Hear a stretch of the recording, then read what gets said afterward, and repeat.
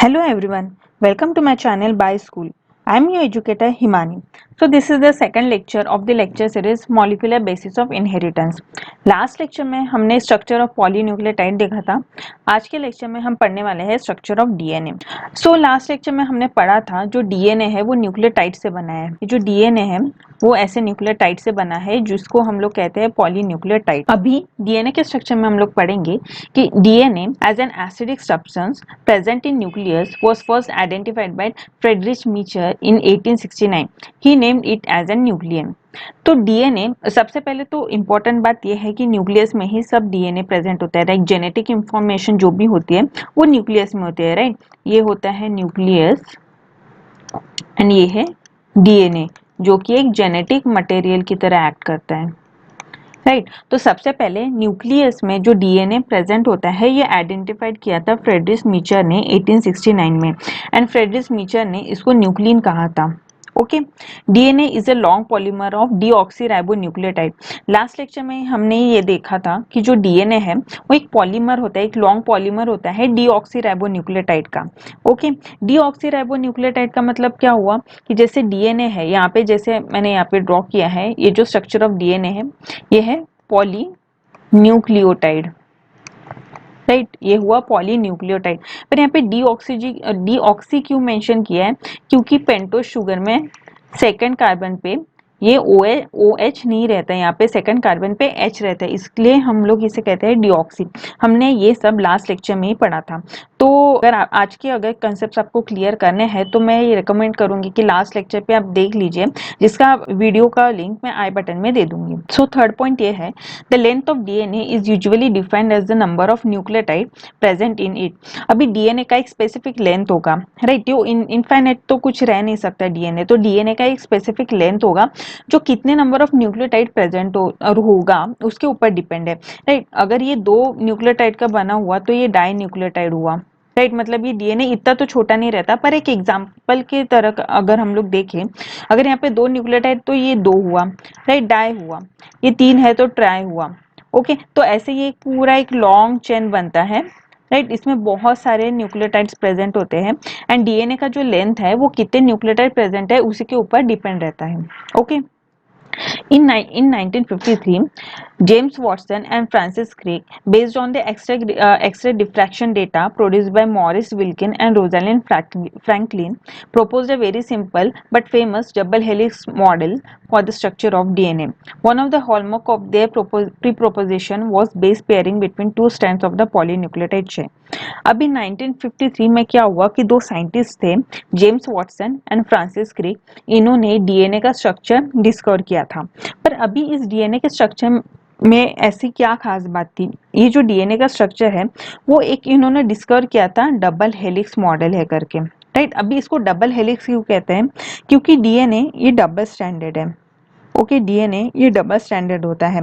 ये तो हुआ डबल वाला किस्सा, बट इसको हेलिक्स क्यों कहते हैं? क्योंकि ये हेलिकल फॉर्म में प्रेजेंट रहता है, राइट। ये सिंगल स्ट्रैंड हुआ एंड ये ऐसा, मतलब बेसिक ये ऐसा नहीं रहता, पर जैसे ये हुआ, राइट, ये वाला, ये इसको कहते हैं हेलिकल स्ट्रक्चर। एंड ये डबल क्यों कहते हैं? क्योंकि इसमें 2 स्ट्रैंड है। तो यही James Watson and Francis Crick ने यही डिस्कवर किया कि ये जो डीएनए का जो स्ट्रक्चर है वो तो एक डबल हेलिक्स मॉडल है। पर इन लोगों ने डिस्कवर किसके बेसिस पे किया? Based on the X-ray diffraction data produced by the Maurice Wilkins and Rosalind Franklin.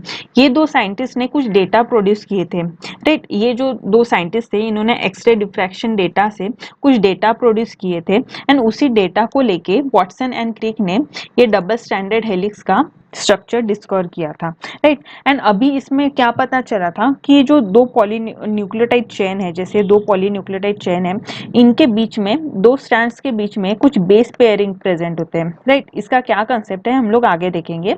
तो इसके बीच में कुछ बेस पेयरिंग्स होते हैं, ये इन्होंने डिस्कवर किया था। नेक्स्ट पॉइंट ये आ रहा है कि however this proposition was also based on the observation of the Erwin Chargaff for a double standard DNA the ratio between adenine and thymine and guanine and cytosine are constant and equal 1। अभी Irwin चार्गास ये एक अलग scientist थे, तो इन्होंने कुछ इनके कुछ पॉइंट्स दिए थे, मतलब इन्होंने इनके कुछ ऑब्जर्वेशंस दिए थे। अभी इनके ऑब्जर्वेशंस में क्या थे कि जैसे डीएनए में जैसे एडेनिन है वो थाइमिन के साथ ही पेयर करता है एंड ये ग्वानिन ग्वानिन जो है वो साइटोसिन के साथ ही पेयर करता है।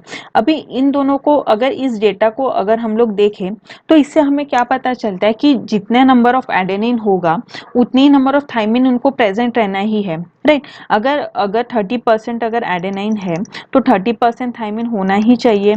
ओके अगर 50% ग्वानिन प्रेजेंट है तो 50% साइटोसिन होना ही चाहिए, राइट। क्यों क्यों ऐसा हुआ? क्योंकि एडेनिन जो है वो थाइमिन के साथ ही पेयर करता है एंड ग्वानिन जो है वो साइटोसिन के साथ ही पेयर करता है। ग्वानिन थाइमिन के साथ पेयर नहीं कर सकता एंड एडेनिन साइटोसिन के साथ पेयर नहीं कर सकता। ओके एंड ये ब्लैंक स्पेस तो कोई रह ही नहीं सकता डीएनए में। फॉर एग्जांपल अगर ये डीएनए है एंड यहाँ पे ATGC ऐसा सीक्वेंस है तो यहाँ पे क्या सीक्वेंस होगा?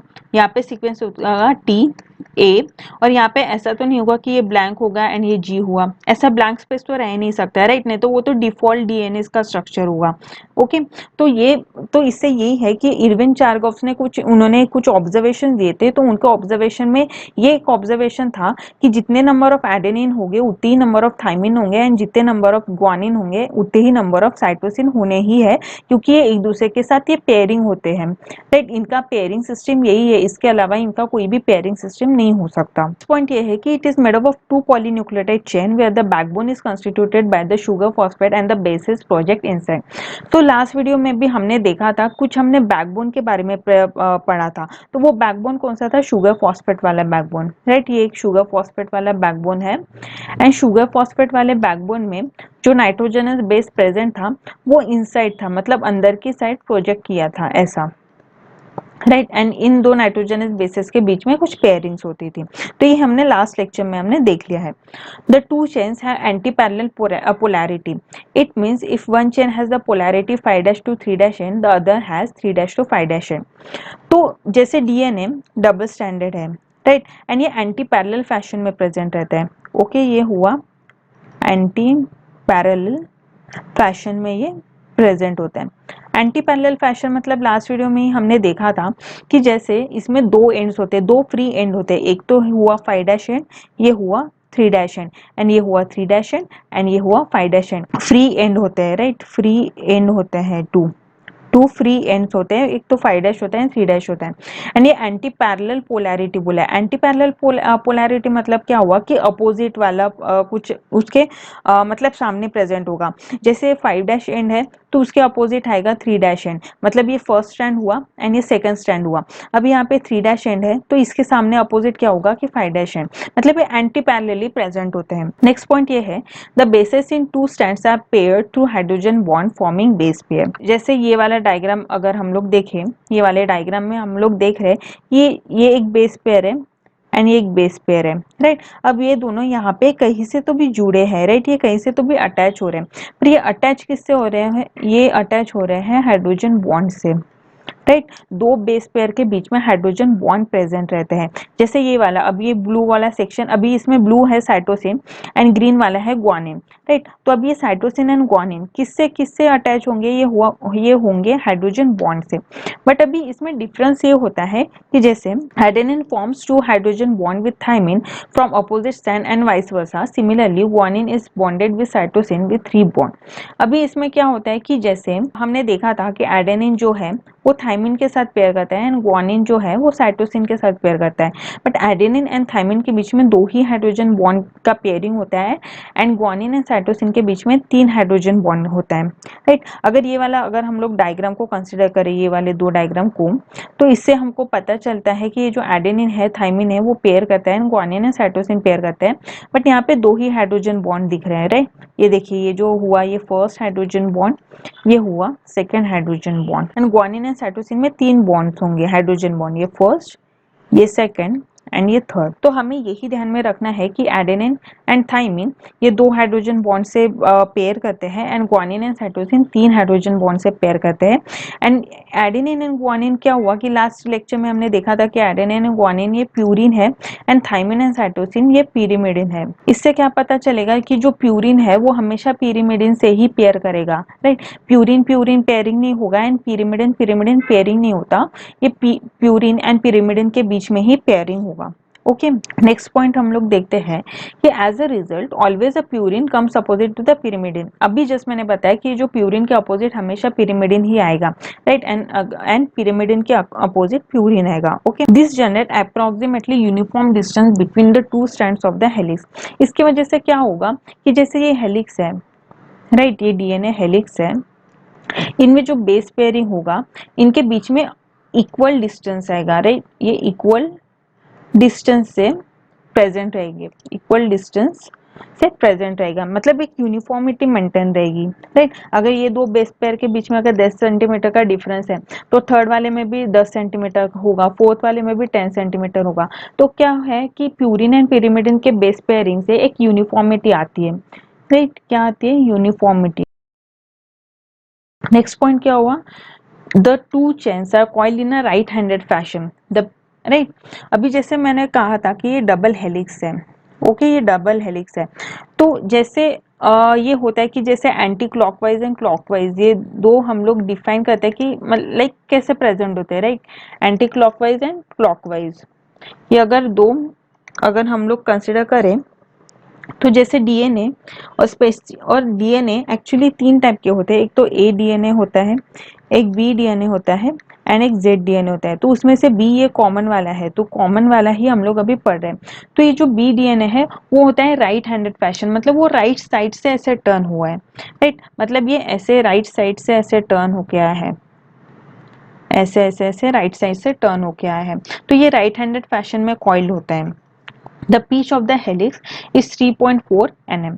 अभी पीच ऑफ द डीएनए क्या हुआ, अभी जैसे ये वाले डायग्राम, अभी ये जो डीएनए का डायग्राम है ये एग्जैक्टली डीएनए ऐसे ऐसे दिखता है, राइट। तो यही अगर मैं यहाँ पे ड्रॉ करूँ, राइट, अगर मैं ये ऐसा ड्रॉ, अभी इसमें क्या दिया है कि pitch of the helix is 3.4 nm। Okay, pitch of the helix. अभी पिच मतलब क्या हुआ, डिस्टेंस, एक टर्न होता है, एक पिच मतलब एक टर्न होता है, राइट, ये यहाँ से लेके यहाँ तक ये एक पिच हुआ, ओके, ये एक टर्न है। अभी आप यहाँ पे अगर क्लियरली एक ऑब्जर्व कर रहे होंगे तो देखिए ये एक टर्न हुआ, ये पूरा एक ये टर्न हुआ, ये वन टर्न है, राइट, वन टर्न मतलब ये एक पिच कहते हैं इसको।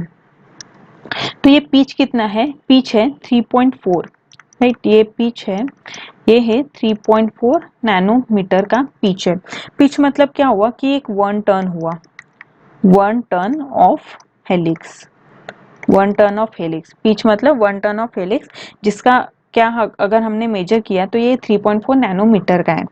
एंड देयर आर रफली 10 base pair in each turn. अभी जैसे ये एक टर्न हुआ, राइट, ये कैसे टर्न हुआ, तो एक टर्न में टोटल 10 बेस पेयर है, राइट, जैसे ये first, second, third, fourth, fifth, 6, 7, 8, 9, 10, right, okay, यहाँ पे 10 बेस पेयर हुआ, ओके, 10 बेस पेयर हुआ। 10 बेस पेयर मतलब क्या होगा कि मतलब टोटल 20 न्यूक्लियोटाइड्स यहाँ पे प्रेजेंट रहेंगे, ओके।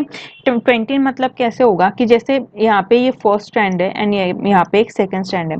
तो फर्स्ट स्ट्रैंड में अगर यहाँ पे ए है, राइट, तो इसके अपोजिट टी आएगा, राइट, अगर यहाँ पे जी है तो इसके अपोजिट सी आएगा, राइट। तो जैसे इस साइड में अगर 10 है तो दूसरे स्ट्रैंड में भी तो 10 रहेंगे, तो 10 + 10 कितना हुआ, 20 हुआ। तो ये 20 न्यूक्लियोटाइड्स टोटल प्रेजेंट होते हैं। पर बेस पेयर क्या अगर हम लोग कंसिडर करें, पेयर, राइट, पेयरिंग मतलब क्या होता है, पेयरिंग मतलब कपलिंग होता है, मतलब दो दो कोई भी चीज होता है पेयर में, ओके। तो ये पेयर कितना हुआ, ये 10 पेयरिंग है, ओके, ये फर्स्ट, सेकंड, थर्ड, ये पेयरिंग है, ओके।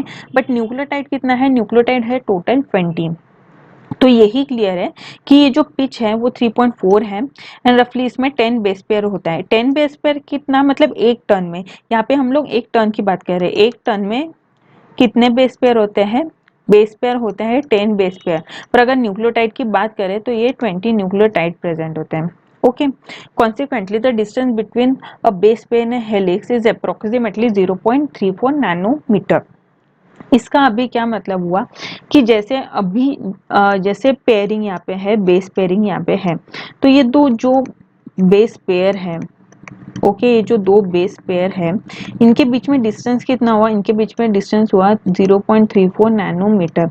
यहाँ पे भी सेम 0.34 नैनोमीटर एंड यहाँ पे भी सेम 0.34 नैनोमीटर, राइट। तो ये जो 3 वैल्यूज है ये आपके एनसीईआरटी में दिया है एंड ये बहुत इंपॉर्टेंट है क्योंकि एग्जाम में एमसीक्यू का क्वेश्चन बन सकता है। तो ये बातें हमको कुछ ध्यान में रखने हैं कि जो डीएनए है वो राइट हैंडेड है। पिच पिच इसका क्या है, पिच इसका है 3.4 नैनोमीटर एंड पिच मतलब क्या हुआ, पिच मतलब होता है एक टर्न। ओके, ये एक टर्न हुआ, ये दूसरा टर्न हुआ, ये तीसरा टर्न हुआ। ओके, तो एक टर्न का मतलब, ये टर्न मतलब फिर एक, ये जो डिस्टेंस है एक टर्न का उसको कहते हैं पिच। तो पिच है 3.4 नैनोमीटर एंड रफली एक टर्न में कितने 10 बेस पेयर प्रेजेंट होते हैं बट 20 न्यूक्लियोटाइड प्रेजेंट होते हैं, right. Base pair and nucleotide के बीच में हमें कंफ्यूज नहीं होना है। एंड दो बेस पेयरिंग, ये जो दो बेस पेयरिंग है इनके बीच का डिस्टेंस क्या होगा, 0.34 नैनोमीटर। ओके, नेक्स्ट है the plane of one base pair stacks over the other in the double helix, this in addition to the H bond confers the stability of the helical structure. अब यहाँ पे यही बोला गया है कि जो बेस पेयरिंग है वो एक के ऊपर एक स्टैक स्टैक में ऐसे प्रेजेंट रहते हैं, राइट। जैसे अगर हम लोग लाइक एक अगर चेयर, अगर हम लोग यहाँ पे बहुत सारे चेयर है तो हम लोग क्या करते हैं कि चेयर को एक इकट्ठा प्रेजेंट करते हैं, तो चेयर का क्या बन जाता है कि ऐसे स्टैक बन जाता है। सिमिलरली बेस पेयर, डीएनए में भी बेस पेयर का ये एक पूरा स्टैक प्रेजेंट रहता है। ओके, तो इसके वजह से क्या होता है कि डीएनए के बीच में जैसे हाइड्रोजन बॉन्ड रहता है, राइट, दो स्ट्रैंड के बीच में हाइड्रोजन बॉन्ड प्रेजेंट होता है। तो हाइड्रोजन बॉन्ड तो एक स्टेबिलिटी देता ही है, साथ ही में ये बेस पेयर अच्छे से प्रेजेंट होके ये भी एक स्टेबिलिटी को अपना क्या कंट्रीब्यूट करता है, डीएनए के स्टेबल स्ट्रक्चर के लिए कंट्रीब्यूशन देता है ये। तो अभी जैसे ये डायग्राम में हम लोग देखें, ओके, ये डायग्राम अगर हम लोग देखें तो ये हुआ फर्स्ट वाला स्ट्रैंड डीएनए का एंड ये सेकंड वाला। एक सेकंड में इसको थोड़ा रब कर देती हूँ। हाँ, तो ये दो स्ट्रैंड है, ये फर्स्ट स्ट्रैंड है डीएनए का एंड ये सेकंड स्ट्रैंड है। अब दो स्ट्रैंड में हमने कुछ पॉइंट्स पढ़े थे कि ये एंटी पैरेलल फैशन में प्रेजेंट है, राइट। अभी ये जैसे ये 5 डैश एंड है, इसके अपोजिट 3 डैश एंड है एंड यहाँ पे 3 डैश एंड है एंड इसके अपोजिट 5 डैश एंड है। ये हुआ फर्स्ट पॉइंट, मतलब इससे क्या है कि ये एंटी पैरेलल फैशन में प्रेजेंट है, ये एंटी पैरेलल फैशन में प्रेजेंट है। इसके दो फ्री एंड है, राइट, टू फ्री एंड, कौन से 5 dash and and 3 dash and है। फिर नेक्स्ट पॉइंट क्या होता है कि ए एंड टी के बीच में दो हाइड्रोजन बॉन्ड है, राइट, ये यहाँ पे देखा है दो हाइड्रोजन बॉन्ड, ये दो hydrogen bond and G and C के बीच में 3 हाइड्रोजन बॉन्ड है, यहाँ पे 3 हाइड्रोजन बॉन्ड है। एंड लास्ट वीडियो में हमने कुछ देखे थे कि जैसे अगर ये जैसे ये बॉन्ड है, ये जो बॉन्ड बना रहा है, ये जो पहला वाला स्ट्रक्चर है, ये फर्स्ट स्ट्रक्चर जो है वो सेकेंड वाले स्ट्रक्चर के साथ बॉन्ड बना रहा है एंड ये कौन सा बॉन्ड होता है, ये बॉन्ड फॉस्फोडाइस्टर बॉन्ड होता है एंड ये वाले जो बॉन्ड होते हैं वो हाइड्रोजन बॉन्ड होते हैं। ओके, तो ये हुआ आज का वीडियो। आई होप कि आज की वीडियो आपको पसंद आया होगा एंड ऑब्वियसली आपको समझ में भी आया होगा। अगर आपको अच्छा लगा होगा तो आप अपने फ्रेंड्स के साथ शेयर कर सकते हैं ये वीडियो को एंड अगर आपको पसंद आया होगा तो प्लीज़ लाइक बटन को हिट कर दीजिए और साथ ही बेल आइकन को प्रेस कर दीजिए ताकि आपको अपकमिंग वीडियोज़ के बारे में नोटिफिकेशन मिल जाए। साथ ही में चैनल को सब्सक्राइब करना ना भूलिए। Will meet you soon in the next video. Till then, keep learning and keep growing. Thank you.